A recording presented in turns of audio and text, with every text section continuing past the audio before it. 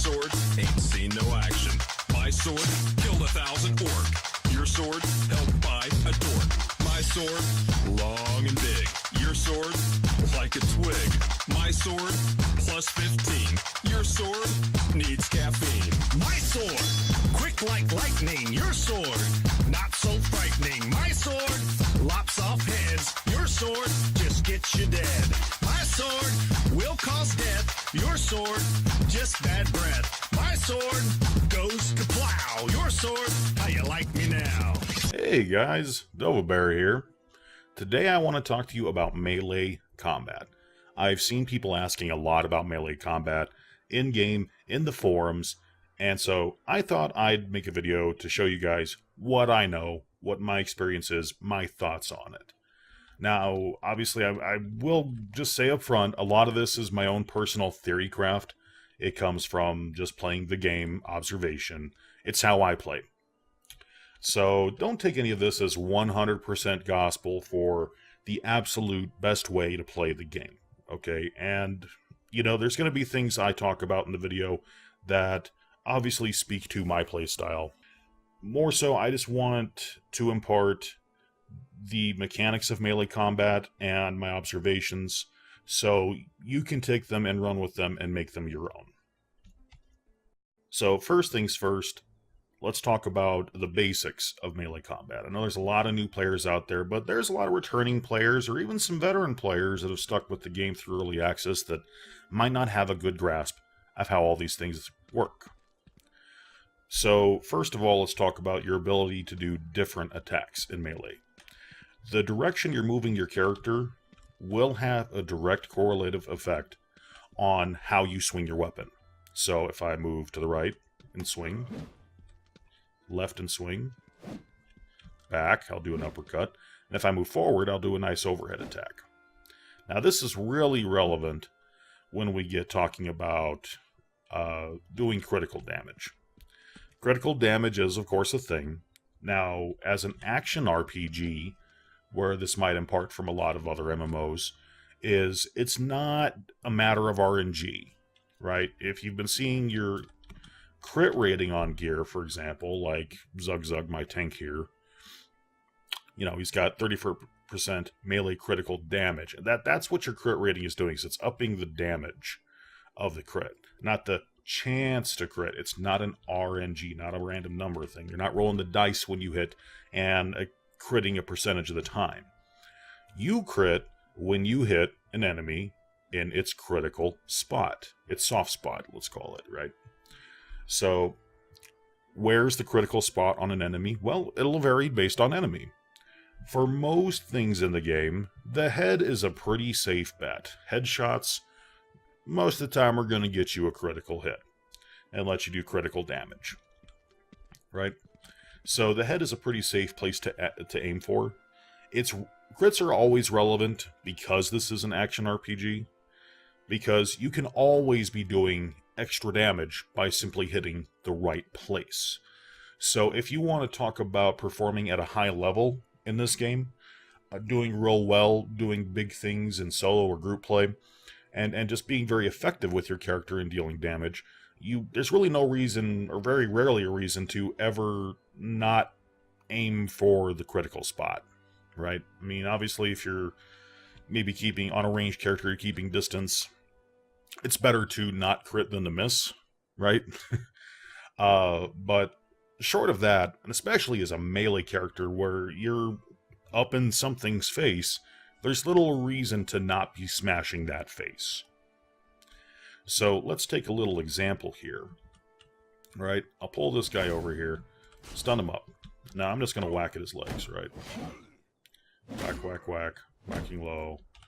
Okay, I mean, that went okay. You know, took us like, 3-4 whacks to get him down. Now, let's aim for the head and see how much better that works for us. Oh, look at that. The second one was a crit. You see how that second hit was a crit? I found it's kind of distinct on a ranged character. It's a little easier to tell because there's an indicator when you hit. You noticed, it flashes red. When you crit, there's like this little shake a little bit, it seems like to me. To kind of, give a subtle drama to the landing of a critical hit, and it gives you a little visual feedback there. Here, I'll pull one more guy here, see if we can get a better thing. I'll put a little more hustle on it. Right up the head. Out. You see? It's not easy, necessarily. But at least swinging in the vicinity, and that's also where, like, your directional attacks make a difference, right? You know, maybe if I was swinging a little different direction, I'd have had an easier time hitting that guy in the head. But there's really no reason never to be batting, at least in the general vicinity of the critical spot, right? And, you know, if you want to get real focused and really track, you know, aiming between the eyes, per se, you can end up doing very well, landing very consistent critical hits, especially on some of the bigger bosses in the game, larger enemies, things like that. So, bowl for crits all day. There's really no reason not to. Yeah, I mean, just do it. You just do so much more damage. Yeah, see, when I clocked him with the, you know, sideways attack, I didn't get my crit. I hit my overhead, I got my crit. Did extra damage. So 2 and done on that guy because of that, right?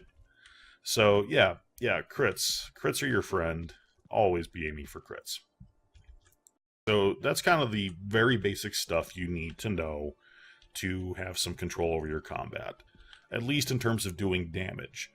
For you tanky types like myself out here, I'd like to strongly bring your attention to what I believe by default is the F key. Blocking with your shield. Blocking with your shield. Don't ignore this. You can ignore this to a degree, but if you want to tank in the game, or if you just want to be able to survive situations, heck, you know, Cleric I run with all the time, she's gotten real good about blocking with her shield, okay, and it really saves her bacon. Your shield will have a metric on it that, see, like here with this shield, 69% block, right? Taking 69% less damage from some giant ogre club descending on your head sounds pretty nice, at least if you know, want to stay up among the living and in the fight. So, I will say that's the one other thing in basic combat that you can do. Even if you don't use a shield, even if you're just using, say, a two-handed weapon, right? You can still block. You can still parry, per se. Now, I'll be honest, I'm not real sure how much that's going to help you in terms of damage mitigation, because there's not this, you know, metric says, hey, it'll reduce damage this percentage. But, I mean, it's there to at least deflect, maybe stop, you know, some portion of damage or prevent a crit. If you can, I mean, if you need to do that, if you're not going to burn something down before it kills you, yeah, play defensive, man. Hit that key, you know, get in front of those attacks and block it. Again, it's an action RPG. It's designed to be skillful. So, if you want to be 100% offense player, I mean, you can. You could still do okay in the game, but if you want to have some finesse, then you need to get acquainted with blocking in the game. Blocking and hitting, hitting and blocking. So, you're dishing out way more than you're receiving. Okay, we've talked about hitting the directions on your attack, right? How to attack in different fashions. We've talked about blocking, active blocking, so you take less damage. And we've talked about hitting things in their critical spot. The last thing I want to talk to you about, which is something I don't see talked about pretty much ever, is swing time on weapons. Okay. It's something you're aware of, alright? But how to metagame that and make it work for you, that's something I don't see people talking about much. And I'd like to talk about that for a minute, because I think it's fundamental to performing at the highest level you can in the game. And, you know, if you've been a min-maxer in MMOs of yore, you've probably been familiar with the swing timer. Now, make no mistake, the swing timer is real in this game too. There's just not a value, like a metric presented to you about it, right?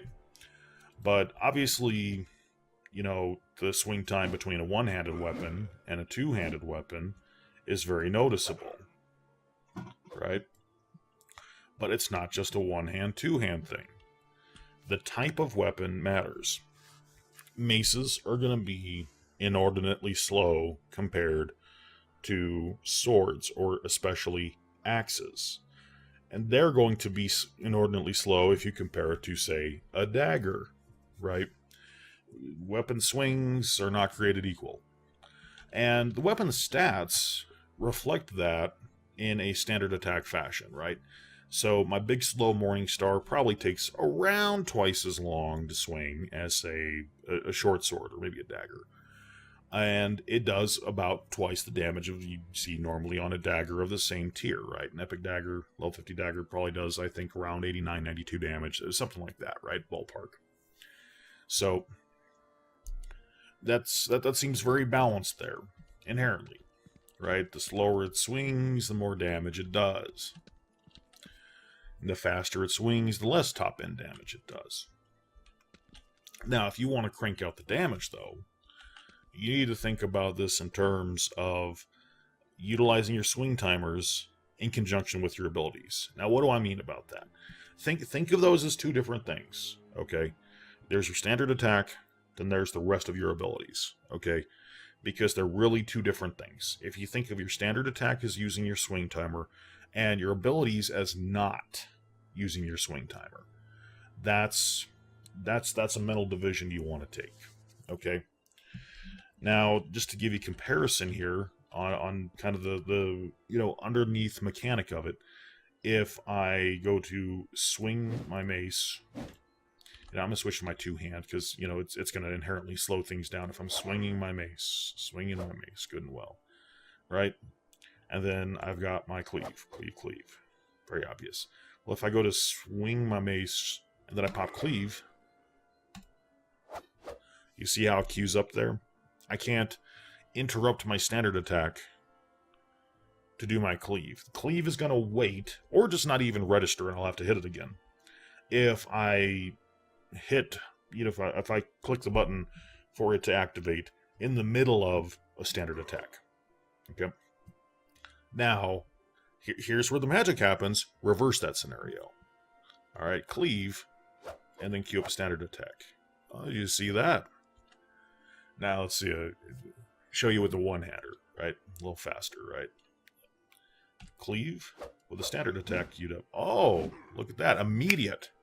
Right at the end of the ability, your standard attack hits. Okay? Now, this might seem small, but I assure you, when you chain it together with other abilities, and you're hitting things in the head, it most certainly is not a small thing in terms of DPS, right? You're critting something in the head with your top-end heavy weapon, and you're not paying the price of swing time. Oh, that matters. It's just free damage for like an extra half second at the end of your ability, right? And that works with other things. If you, say, use charge, right? You can queue this up at the end to hit at the end there. It matters. Okay, it works with, you know, your mighty blow. Right? It matters. Just getting a free hit, basically, at the end of that ability. And where it gets really nice is when you're chaining abilities together, right? So if you're going cleave, you get your free hit, and then you queue up your mighty blow, and you get a free hit at the end of that, and you charge something, and you get a free hit at the end of that. You see where I'm going with this? That all adds up real quick, man. And makes a big difference, especially if you're on point, you're hitting things in their critical spot. It's not just some bonus little tap love damage, you know, it's a bonus crit damage. And if you're using a heavy hitting top end weapon, even if it's a one hand, that's a lot of damage. Okay, you know, it gets even more absurd when you're using some big boy weapon here, right? So if you're going to use a chieftain when the heroism classes come out, or if you're just leveling a rogue and you're doing the old two-handed rogue leveling thing, or anything else in between, right? This matters. This matters a lot in terms of your DPS output.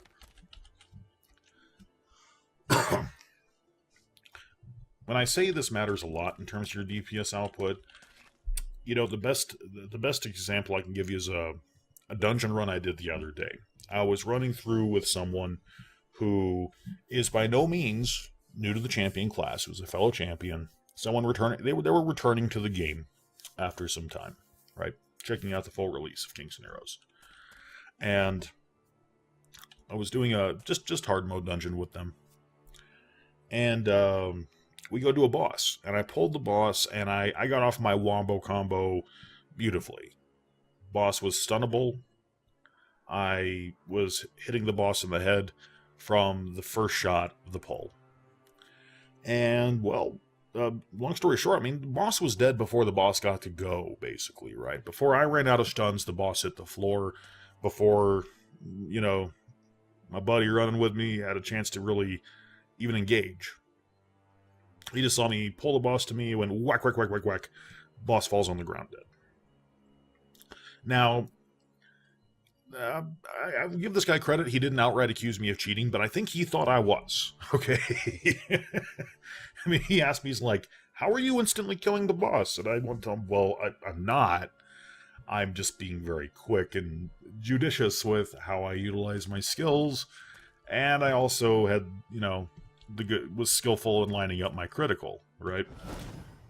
But I mean, it's just when you put all these things together, you start becoming a real wrecking ball. Again, you even hear on my tank character that isn't built for doing damage. Right? You there, just blam. Here, have a mace to the face. Oh, you're gone. Okay. Right? I mean, you just run around curb stomping the world. I mean, it's really absurd against normal enemies like this, right? But if you want to go do, you know, the big nasty content, this is how I've done well with that content. I mean, really in a nutshell, without sitting here and, you know, meticulously laying out my ideal pulls and combos for you. These are the mechanics with how I've been able to do some of the stupid things I've done in this game over time. All right, you know, soloing insane dungeons and things like that. I mean, I don't know about today. Today, insane dungeons are hard, even for the mighty Zug Zug. I don't really solo those no more. I can go out and clear some trash by myself, right? if I have the good fortune to make it to the first boss, that's usually curtains for me. But still, just the idea is, though, I mean, with the new scaling of difficulty, that you could do that with good gear. That's pretty cool, right? I mean, I can go on and farm at least trash purples all day on just my tank. I just have to be good about my execution of these principles, right? And, you know, life is grand. So take that into consideration. By all means, I think there's ways you can combo abilities with different swing speeds of different weapons to be effective. You know, I'm clearly making good use of the ability's negation of the swing speed with how I'm effective. I don't think that's the only way to be effective, though. I mean, if you want to be a tank that uses daggers, I think there's ways to be very effective doing that, but you're going to want to think about your abilities and your swing speed and how you're going to leverage one against the other, right? I mean, something I can see doing with a very fast attacking weapon would be just making use of that stun time, right? That you're able to get a lot of those hits in. Or even switching weapons mid-fight, right?